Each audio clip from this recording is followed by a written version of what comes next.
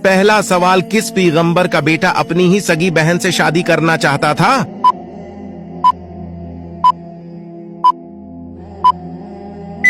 इसका दुरुस्त जवाब है हजरत आदम अलैहिस्सलाम का।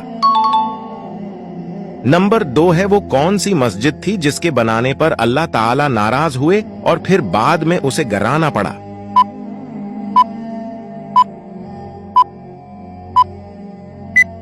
इसका दुरुस्त जवाब है मस्जिद ज़रार।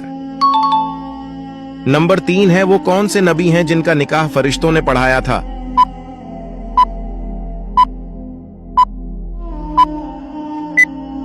इसका दुरुस्त जवाब है हजरत आदम अलैहिस्सलाम का। नंबर 4 है, क़यामत वाले दिन किस नबी की उम्मत सबसे पहले जन्नत में दाखिल होगी?